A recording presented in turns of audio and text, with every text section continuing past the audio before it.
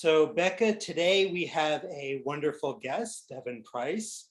And Devon wrote an article that I enjoyed reading recently, sensory torture in public. And there were great examples in there about this torture. Couldn't agree any more with the article. Some of the examples were people talking on their speakerphone in public. I don't know why humans have to do this. I don't understand it. Fragrances that people wear that can be quite strong. Yeah. And one of them that I really identified with is music people play, but also I don't understand this. So maybe the two of you can help me with this. Oh, you think that I'm going to be of assistance here? Yes, I'm hoping. I need this to be somewhat logical because I have found no logic in it. So restaurants are one of the most overwhelming places in the world. Yes. You go in, bunch of conversations, people at different tables, waiters and waitresses, you hear them cooking, bussers like moving it, plates, a lot of walking. And then on top of that, it seems like 99% of restaurants feel the need to also play music. Yes. Why? I just had this conversation with Maisie. I don't know if you know Maisie, who does Autism Career Pathways, but she and I just had this conversation. I am gonna just give her a little shout out right now because she's doing this great little program called Better Communities, and basically teaching people about creating a space that's sensory inclusive in spaces like restaurants and bookstores and blah, blah, blah, blah. And one of the things that Antonio and I do in our little cafe, right, because I did the Better Community with Maisie because I think it's so awesome, is that we don't play music. Like, it's one of the things, it is, first of all, if I don't like your music, that's really, like, if your choice of the music that I have to listen to is poor, I'm out, right? And I think that the concept behind it, and roll with me on this one because it doesn't make logical sense, is that the thought was if we put music in, you won't hear all that other stuff you mentioned. Whereas for those of us who are sensory sensitive, we all go, oh wait, you just added a noise to the noise, right? So you just added another layer of the noise. But I think that's what it is. I think they imagine it's an ambiance that they're creating in some way in these places. Right? Well, I think it does have that effect sometimes, because I don't know at what point, if Target just never had music or if at some point they just stopped using music, but I've definitely noticed now that anytime I'm in that retailer in particular, I just hear everyone's shoes squeaking. I hear everybody's kids yelling, and then speakerphone. And actually, just to kind of step in, the name of the article is "Stop Using Speakerphone in Public." But though I do mention a few other sensory torments. But on the flip side, my grocery store across the street that I go to, they do have music playing overhead, and I do think it is meant to set an ambiance. And I think there actually was research put into place from industrial organizational psychologists that basically you engineer the pace at which shoppers or diners move through your space based on the tempo of the music. So the music is also social engineering in terms of affecting how fast people move, how long they sit in the restaurant without leaving. But the thing that just really kills me at my grocery store, stores like that, is there'll be this like top 40 music playing, and then every 20 seconds, an announcement will come through with some kind of beeping sound. Tell people, some cashier to come to the front, and it's just so discordant. And then people are screaming. And then, I no joke saw someone watching a full Everybody's Loves Raymond episode on speakerphone on YouTube in their shopping cart while they were shopping the other day. And it just blew my mind. It was so painful. It's so painful. I mean, that's, well, but I think there's whole levels of it that I don't understand. Like, it's sensory painful. I don't know. Speakerphone in general is sensory painful for me, but that's just like my deal. But I just don't understand why you'd want anybody to listen to your conversation. Like, why do you want people to hear you? And you're like, how isn't that even for neurotypicals rude, right?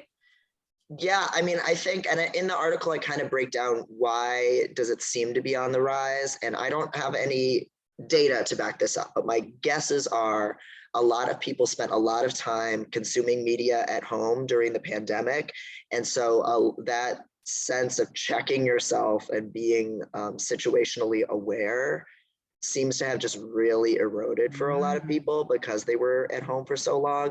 And I think there's other factors too that play into there, like people using AirPods that need to be charged. And so then when they die, you just listen on speakerphone. That's just what people do.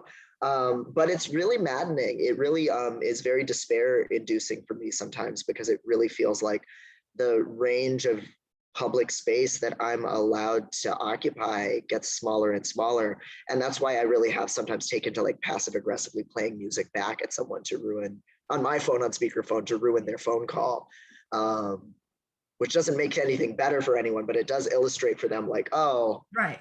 this only works if one person, this only works if one person is being inconsiderate. If everyone's being inconsiderate, it's not even sustainable. So, yeah. Well, it is. And sometimes that's the only way some people can learn, right? They're not capable of putting somebody else's hat on for a moment. But I'm so excited for you to be here. And I'm so glad we started with this conversation, because it is something that I know a whole bunch of us deal with, all of these sensory intrusions when we decide to leave our homes. And that's part of our choices when we leave our houses, right? Am I ready to handle whatever is out there, right? And am I equipped to get myself through it? Which I always think is an interesting thing. I will come back to it if we talk about it, but I always think of it as self-care. And somebody the other day said to me, but why is it always our responsibility, right? And it's right? Like, why does it have to be so uncomfortable from the get-go that I have to do so much to, right? Because I've heard neurotypicals complain about music in restaurants, right? Right. So it's not like everybody loves it and we're just this weird group. It's that we're the only ones to say anything because it's that uncomfortable. Right. Well, yeah, there's this idea that several other people have articulated. I don't know who first coined the idea of autistic people being canaries in the coal mine, but fluorescent lights are painful for a lot of groups of people. They can give people migraines. They can be very distracting if you're an ADHDer. It's just not good design. It's just painful. Bright blue lights coming off of a phone or screen, we know, interrupt a lot of people's circadian rhythms. It's just that autistic people and people with sensory processing disorders and sensitivities, we tend to be in such acute pain that it's just not something we can adjust to. But our reality these days is just a barrage of advertisements, ambient noise, technology making extra noise. And humans did not used to live on this level of sensory overload. And I think it's hurting a lot of us, and not just people with disabilities. Yeah. All right, So- Doug, you're up. Are you ready for questions? I know they're good. I am definitely ready. From what I understand, one of your maybe longest special interests, longest lasting, is dealing with really troubling digital subcultures and flawed people. So maybe tell us a little bit about that, because I've never interviewed anyone about that, but I've heard other autistics tell me that's one of their special interests. Yeah, looking back, a lot of the special interests that I've had throughout my life have been, exactly as you said, really dark subcultures online. And usually it's connected to something, in my case, that I'm kind of struggling with or going through. Though, I won't say that that's the case for necessarily other autistics who have these kind of darker or more stigmatized special interests. You can't really pick what your special interest is. And sometimes your brain just latches onto something that you would never expect, and that you might even feel kind of embarrassed or ashamed about telling other people. So one of the early ones for me as a teenager was on LiveJournal, the pro-anorexia live journals. That was a really big thing in the early 2000s. And unfortunately, we still see it on Tumblr and some other social media sites too, where mostly teenagers would kind of trade tips and tricks for being active in their eating disorder. And at that point in my life, I had a lot of gender dysphoria. I did have a lot of eating disordered behaviors. And yet I would tell myself as I was reading these blogs, it was this compulsion that I had. And I told myself, oh, I'm not I'm not sick because I'm nothing like these people. I'm not doing it on this level that these people are. But really, I was, in that case, I would say it was a special interest that was really self-harming me because it was giving me this very triggering information and tools and a framework for, how to hurt myself more effectively. More recent ones, I think, have been a little bit more of a mixed bag. That's probably the darkest one in terms of it having a really negative impact on my life. Others, are things like the detransitioned trans exclusionary radical feminist movement online. So that's a mouthful. So I'll break it down. People have maybe listening to this heard of TERFs, trans exclusionary radical feminists. So these are people who claim to, under the guise of feminism, see gender transition and trans people's body autonomy as some threat to womanhood. And detransitioners are kind of a subset of that group sometimes. Detransition TERFs, anyway, are people who were trans identified at some point in time, no longer identify as trans and have, stopped taking hormones, maybe reversed surgeries. They've detransitioned in some way, changed their name back, what have you. And most people who go through that experience, I'll just note, most people who detransition are still friends and allies of the trans community, but there are these people who basically go through basically the equivalent of anti-gay conversion therapy, but for being trans, who say, oh, I wasn't really a trans man ever. I was just a misguided woman. And now I'm returning to womanhood, and every other trans masculine person should do the same thing. And all trans women are dangerous perverts. They had this really, evil ideology. And I've spent a lot of years, both before and after my own transition, reading the blogs of these people and their Twitter accounts and their YouTube videos. And it's very disturbing at times, obviously, though I would say on balance, I'm glad that I have had this special interest in it because it did help arm me with knowledge about what these movements are like and how they recruit people and radicalize people and what their political strategy is. Because as many listeners probably know, there's a lot of legal attacks on trans people in this country, in America, passing all over the country. And a lot of these laws are things that that movement has been sowing the seeds for years and years, some of them as long as a decade. And it's unfortunately not a fringe group that we could just ignore. They have a real political influence.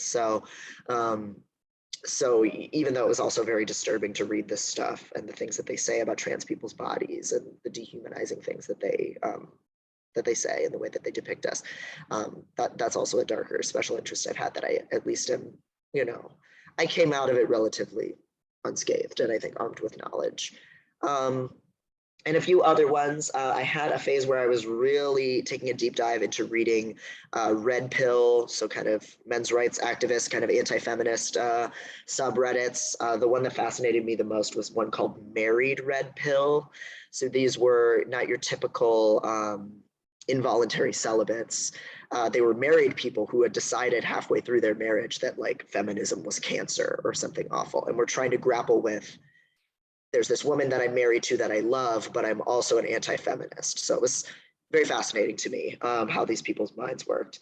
And so, yeah, that's something that my brain just continually keeps gravitating towards, is these really dark, upsetting, fringe, radical online subcultures that, as much as I did just call them fringe, they have a really big influence on our political discourse ultimately. And we're obviously seeing the implications of that in many ways right now.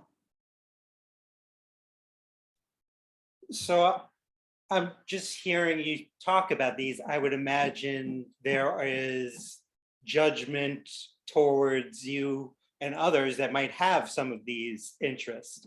And I know you recently wrote a wonderful book, Unmasking Autism. So I'm wondering, for you and for others that might have these interests, how much masking comes or is involved when, in regards to these interests? The masking for me, and I think for a lot of people that I've spoken to who have these kinds of interests, it's pretty severe. I still don't tell people about this stuff unless I really know that they're on board with hearing about it and that they aren't going to take it as a tacit endorsement on my part of the worldviews of these people and these movements. I did mention it briefly in my book, Unmasking Autism, but I did then, just as I am kind of now, couching it in this language of, well, here's some ways in which, I'm first of all going to disavow myself from these groups, obviously. That should go without saying, but it doesn't, and then kind of articulating, well, I did take steps to protect myself from the trauma of it. And on balance, I'm glad that I've, experienced being interested in these things because of XYZ. I feel like there's a lot of pressure to either hide these special interests entirely. And I've heard that a lot from people whose special interests are things like serial killers, natural disasters, hate movements from history, or to kind of couch it as just some kind of apology. Oh, and you're raising your head, Becca, because you share one of those, right? You're a special. Yeah, that's what I was thinking about this whole time. I'm like, wow, this is just like a next layer version of my stuff. So of course I have special interests that I can talk about comfortably and publicly, and everyone loves that I love cats, and yay, we can talk about cats. But my second lifetime special interest is serial killers and true crime. And that's something that until recently, it just became very cool, actually. Like now there's a whole bunch of podcasts about it, and people are like, oh, exploring all of that stuff and like 911 calls. But when I was growing up and most of my life, that was not the case. And it was definitely like, if people talked about it, you have that thing with your special interest where you can't help it. You want to engage as soon as somebody broaches the topic of your special interest. And so it would be like, I'd just be quietly sitting there trying to hold it in. And then I would just be like, info dump, blah, of like all about serial killers. And it freaked people out. But I find that interest also came out of an exploration of self and kind of understanding what are human beings truly capable of, because I was experiencing really negative human to human experiences. And I was like, wow, humans are dangerous. Wow, they're scary. Wow, I don't like them. The word friend is not a good word and all of that stuff. And so it was like, how far will people go? How mean can they be? Right? How scary, how dangerous. And many times, I think in meltdown phase, the extent of my rage made me feel like I would be physically capable of some of the things that these people did. And that was really scary for me. But at the same time, I wanted to know myself. Right. Mm-hmm. So interesting. Yeah, I relate to that. I read, at a inappropriately young age, like the Hannibal books. Right. Like I loved fictional serial killers, and I really identified as a 12-year-old autistic who didn't know they were autistic with Hannibal Lecter, with this like cold-blooded view of humanity and not understanding why people behaved as they did, and being kind of interested in people, but only as a curiosity, and being really irritable and kind of wishing ill on people because I was just really alienated and overloaded a lot of the time. I really kind of, so I can relate to that really heavily, this idea of like exploring the depths of what humanity is capable of. And when you feel that alienated and isolated, you don't really like other people and don't trust them. And you don't, you see the darkness in yourself, and you're really curious of how dark does that really go? And it's like picking a scab and kind of seeing what's underneath. And were there some flawed people or celebrities that you kind of had a deep dive into as well? Yeah, so I'm a huge Grimes fan. That's not like the worst one in the world, but it's definitely something where when you're hanging out with like a lot of like left-leaning queer people, being a unrepentant Grimes fan in this day and age, everyone really looks at you askance, because of course they were with Elon Musk. They tweet a lot of really absurd things. They're a very messy person. And unfortunately, like the bar is very like low of what constitutes a bad person to be a fan of in our current discourse, which is, I think, a thing that autistic people with complex or dark special interests we really struggle with. This norm in some pockets of autistic culture and queer culture and online culture where people think what you consume is who you are morally. And and moralizing every single consumption habit. So that's a big one. I loved Kill Bill growing up, and I still really love a lot of Quentin Tarantino movies. Like he's obviously a douchebag, you know, like and more than that, right? Like he's not a good person. He didn't have proper safety protocols on set and of filming Kill Bill, and Uma Thurman was injured for life because of that. He must have known to some degree about Harvey Weinstein and what he was doing, and people debate how much he knew, but it's undeniable that he knew something because they were pretty close, and Miramax produced all of his films. But I still like those films. You know, those films still were a really important part of my early adolescence and through my high school years. So that's another one that people definitely have a reaction to. I'm for sorry. sure. I feel like I'm bonding right now with Devon, and like I don't know who these other people are that you're talking about. They must hate me too, because I just love a train wreck. I'm sorry, I will admit it fully. I love a train wreck. I was a train wreck. Maybe that's why. But like I love a good, especially a good celebrity train wreck. Like that was a voluntary choice to have the public world share your train wreck. So I don't know. I vibe it too. That's the kind of stuff that maybe I'm really interested in the whys behind it, I guess. That's what I think I'm always looking for when I get involved in somebody's mess. I'm like, but why? Why did you make that choice? Why that person? Why then? And I think that's the like place that I come to from it. But I don't know, I vibe with you. I have a lot of similar interests. So I have the full Quentin Tarantino collection in DVD, so I don't know what to tell you. Yeah, and for me, it helps me understand human psychology to see how people like that will justify. Because Once Upon a Time in Hollywood by Quentin Tarantino is basically him trying to justify himself and his relationship to Weinstein and all of the work that he did up to that point.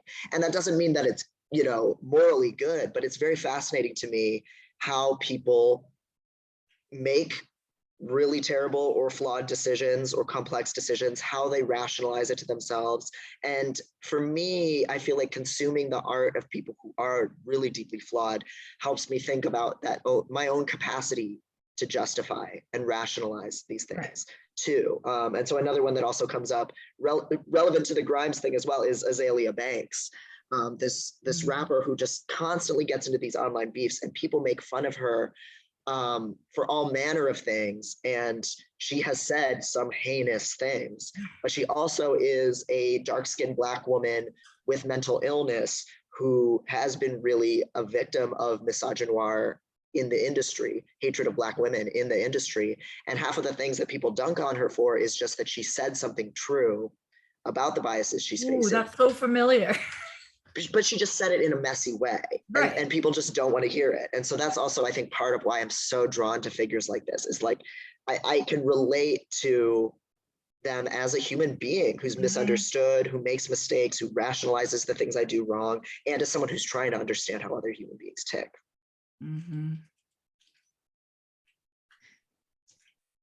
Now, one thing that I've said for years and in preparing to interview you and doing a little bit of research, I realized you have a title of a book, what I've been saying for years. So I don't know if I stole this from you or not, but I've always said laziness doesn't exist. There's so many, it might look like something, but it's clearly not that. So I must know every detail about your current book is wonderful, but I must know about your book, Laziness Doesn't Exist. Sure, yeah. So if you've been saying laziness doesn't exist since before March of 2018, then you came up with it definitely independently. But also I think either way, it's such a self-evident seeming idea once you arrive at it, that I think a lot of people have had this realization. I think especially people who are in the disability justice world. I think a lot of us have kind of come to this conclusion organically on our own, independently. So I remember years ago, I was having this conversation with a friend who is a visual artist. He paints murals. And at that time, he was traveling all over the world, city to city, painting murals, sleeping on people's couches, lugging a big sack full of spray paint canisters with him everywhere he went. And he would at night get on his iPad and do consulting, drawings for clients. on his, he would do digital art at night, and then he would, be breaking his body painting huge walls all day. And I asked him, like, how can you keep going like that? How do you have the energy to be never in a consistent place or environment, working nonstop? And he said to me, because I'm lazy, and if I don't force myself to do all of this work all the time, I would never get anything done. And I was so baffled that someone like that could call themselves lazy that I just kind of blurted out at him, like, I don't think laziness exists. It doesn't really make sense. And he completely disagreed with me because he had that view of himself.